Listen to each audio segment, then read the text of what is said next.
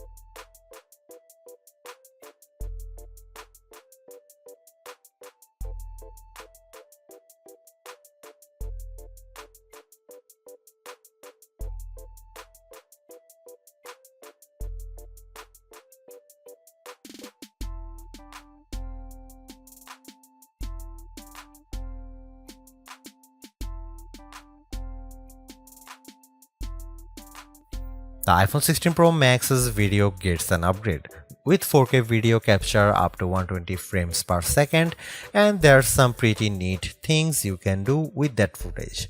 Using the playback speed controls, I could slow down a ping pong match to 50%, 25% or 20%, and the footage still looked sharp.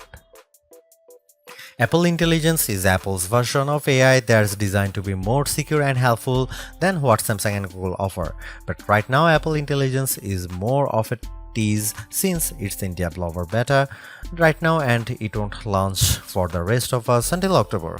Even then, certain features won't be available, such as visual intelligence and ChatGPT integration. So what will you be able to do with the Apple Intelligence starting in October? It starts with a new Siri. The assistant has been revamped, starting with a redesigned that makes the whole outside of the display glow when summoned. And you can type to Siri. Now you are in a situation where you don't want to use your voice.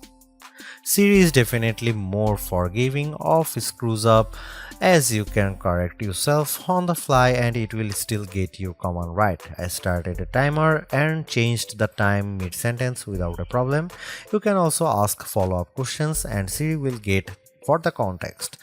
Apple Intelligence also delivers a wide range of writing tools. You can have the iPhone 16 Pro proofread your copy for grammar and word choice, or get help rewriting if you want to go for, say, a more professional tone. For example, I put together a mock email demanding a raise and I got something back that is much more appropriate. You can also have Apple Intelligence summarize long passages of text, as I did with a few notes. I wish you didn't have to select all text first, but I did get a fairly good summary of the key points for my short list of this video.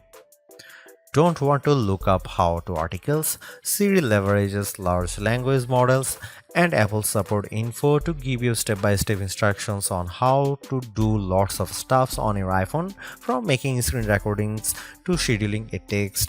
This is a game changer for kids who play the IT person for their parents like me.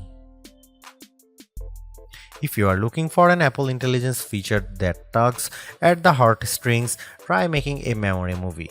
Just enter a key phrase as you prompt and specify the mood, and you will see the iPhone 16 Pro Max create a movie out of thin air complete with music.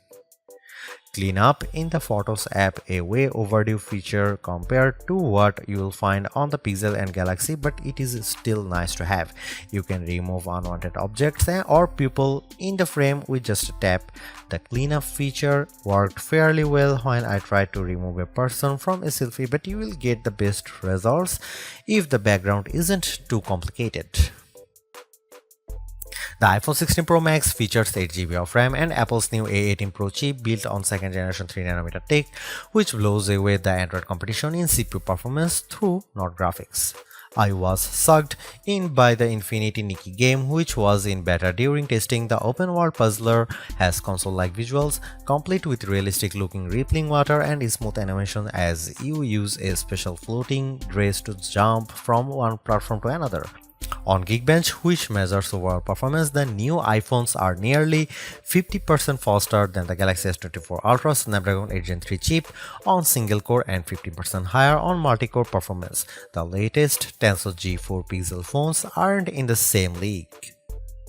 The iPhone 16 Pro Max was also twice as fast than the S24 Ultra in our video editing testing using Adobe Premiere Rush, where we time how long it takes to transport a 4K clip to 1080p.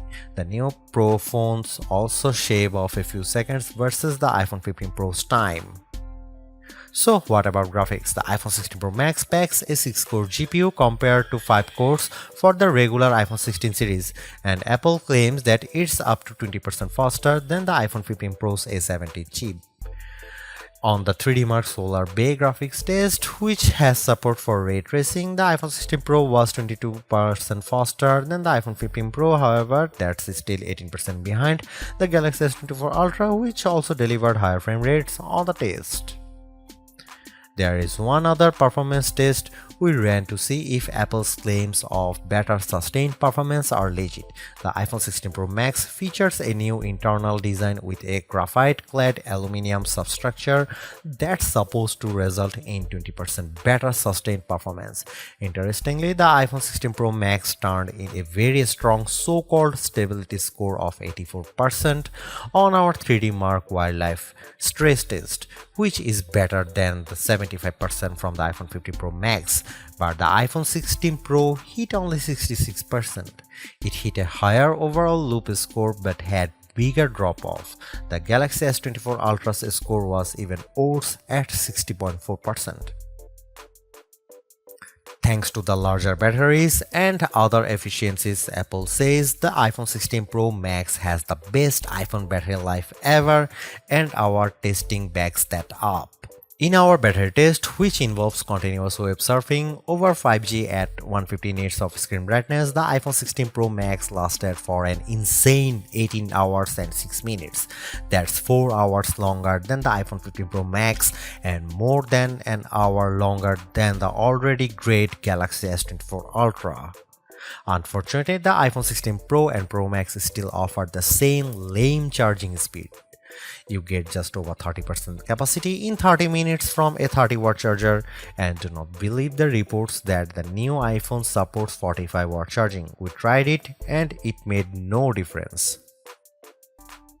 The iPhone 16 Pro Max is indeed an iterative upgrade, and maybe it wouldn't feel that way if Apple Intelligence was available today along with all the promised features. Instead, it's going to trickle out over time, so I would not to be in a rush to upgrade.